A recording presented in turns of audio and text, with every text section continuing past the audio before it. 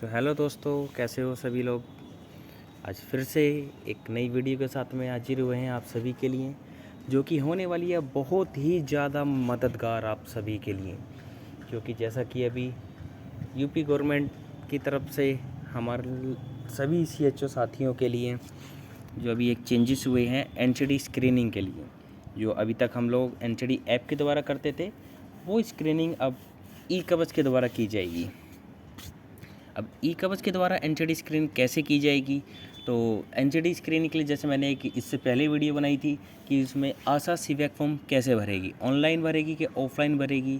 आशा सीवैक form भरेगी तो वो डिटेल कहाँ से क्या होगा उसके लिए वो मैं पहली वीडियो में बता चुका हूँ। अगर किसी को कुछ समझ नहीं आए तो वो वीडियो जाके वॉच एंड वाच कर सकते हैं, अच्छे से वीडियो को देखें।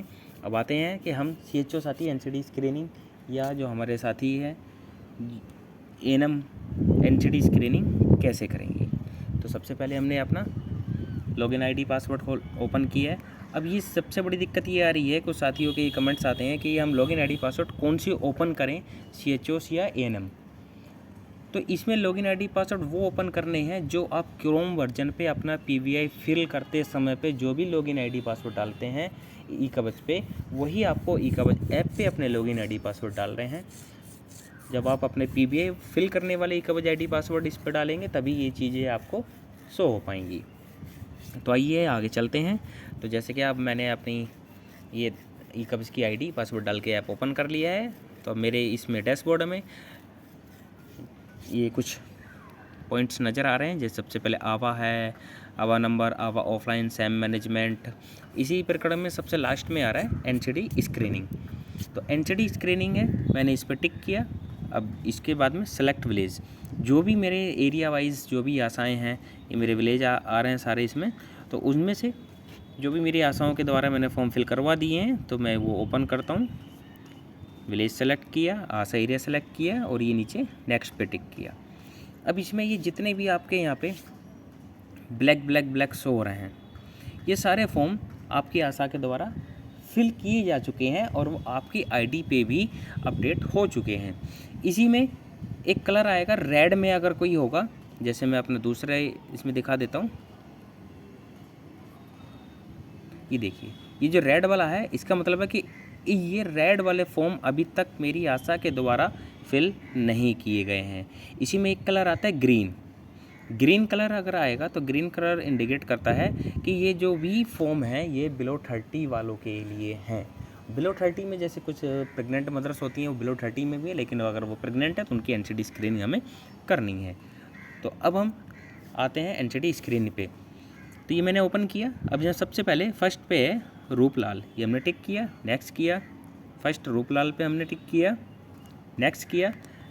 अब इनका क्या हम सीबैक देखना चाहते हैं कि जो हमारी आशा ने डिटेल फिल की है वो सही की है कि नहीं की है, तो उसके लिए हम इसे यस करेंगे। यस करने पे ये इस टाइप से पोर्टल खुल के आ जाएगा। यूनिक आईडी, हेल्थ आईडी आ गई है, फैमिली आईडी, रूपलाल, एज, ये इसकी डिटेल सारी फिल होके आ गई है। कॉन्टैक्ट नंबर इसमें आ गया। अब ने ये नेक्स्ट किया, इसमें इसका सीबैक स्कोर आ गया है।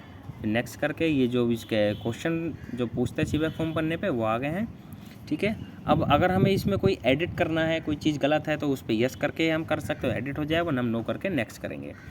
नेक्स्ट किया हमने तो उसके बाद में ये आ रहा है पर्सनल एग्जामिनेशन के लिए डेट ऑफ सर्विस डेट हम आज की है तो आज की डेट डाल रहे हैं। हाइट रूपलाल, जैसे कि मेरे पास आए हुए थे रूपलाल जी, तो उनकी हाइट मेरे अकॉर्डिंग लगभग 168 के समथिंग थी। वेट उनके अंदर 67 kg था। तो ये BMI ऑटो कैलकुलेट आ जाता है। हमने फिर नेक्स्ट किया।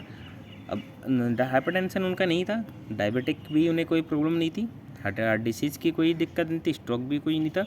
ये मैं उनसे सारी चीज़ें पहले से पूछ के रखा था, वीडियो बनाने के पर्पज़ से मैंने पहले से ही लिख के रखा था ये चीज़ें। तो आप लोग इसमें जो भी डिटेल फिल करें, जो एक्चुअल हो वही आप लोग डिटेल फिल करें। अब इतना होने के बाद में I want to submit the data, अगर मैं इस पर सबमिट करके और येस कर दूँगा तो ये सबमिट हो जाएगा। और I want to verify the, अगर वेरीफाई कर देंगे तो दोबारा से ये वापस फॉर्म खुल जाएगा और फिर से इसमें डिटेल फिल करने के लिए बोलेगा। तो मुझे सबमिट करना है, सबमिट करना है, नेक्स्ट किया मैंने, सबमिट किया। अब उसके बाद में ये जो हमारी एनसीडी का काम अब प्रॉपर वे में स्टार्ट होता है। तो सबसे पहले हमारा आता है हाइपरटेंशन स्क्रीनिंग, हमने इस पर टिक किया। सेलेक्ट डेट, आज की डेट हमने उन्हें टेस्ट किया उनका बीपी 130/84 आया था। तो ये हमने नेक्स्ट किया। पल्स रेट उनकी 68। डायग्नोस पर हाइपरटेंशन अर्लियर नो। रिमार्क में अगर हाइपरटेंशन अगर उनका है तो हम रिमार्क में अगर कोई जैसे किसी भी पेशेंट का करते हैं तो हाइपरटेंशन या डायबिटिक ज़्यादा आता है तो रिमार्क में उनका लिख के और नेक्स्ट कर सकते हैं, otherwise no need to write anything. उसके बाद में फिर से हमने ये सबमिट किया। सबमिट हो गया। ये देखिए सबमिट होने के बाद में हाइपरटेंशन के राइट साइड में राइट टिक लग के आ गया है। तो इसका मतलब इसकी स्क्रीनिंग हो चुकी है। अब हम आते हैं डायबिटिक पे। डायबिटिक की फिर से वही आज की डेट देते हैं। डायबिटिक की ऑलरेडी मैंने इनकी जांच की हुई थी, तो इसके लिए हमने ये फिर से किया, नो किया, नेक्स्ट किया, सबमिट किया, फॉर्म सबमिट हो गया। अब उसके बाद में oral cancer screening. Oral cancer के लिए any issue in the mouth, मुंह में कोई इशू है कि नहीं है, वाइट पैचेस हैं, रेड पैचेस हैं कि नहीं है, नॉन हीलिंग अल्सर, ये आपको पॉइंट पढ़ना है और रेफ़र करना है। तो यहाँ से हम रेफ़र येस कर सकते हैं, नहीं करना है तो नो करके हम इसे सबमिट कर देंगे।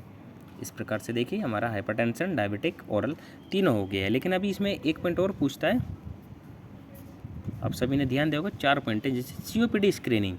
तो COPD पे भी हमें इसकी स्क्रीनिंग करनी है। तो इसके लिए ये करना है हमें, डू यू हैव कफ, अगर कफ है तो यस, अगर हम इस पे यस करते हैं तो ये पूछता है कि हाउ लॉन्ग, कब से, कितने साल, मंथ, दिन, ये है। और अगर उस कैंडिडेट को या जो पेशेंट आपके पास आया है उसे कफ नहीं है तो नो करेंगे। सिवियरिटी ऑफ डिस्निया, इनमें से जो भी आपके पेशेंट के अकॉर्डिंग आपको सही लगे उसमें से आप करें। मेरे अकॉर्डिंग ये मेरे पेशेंट में था तो ये मैंने किया। COPD स्कोर उनका 0 हुआ, नेक्स्ट किया। अब इसका ये सबमिट हो गया। ठीक, इसके बाद हमने सबमिट किया। अब सबमिट करने के बाद में हम इसे क्या करेंगे, हम ये अगर हमें कंटिन्यू फॉर्म फिल करने हैं तो हम ऐसे ही फिल करते चले जाएंगे और लास्ट में जब हमें काम बंद करना है उस समय पे हम अपना डाटा सिंक कर देंगे। अगर हमें अभी जैसे मुझे आप सिर्फ वीडियो पर्पज़ से एक ही फॉर्म भर के सिंक करके डाटा चेक करना है तो मैं इसे अभी यहीं पे सिंक कर देता हूँ। ये डाटा सिंक हो रहा है।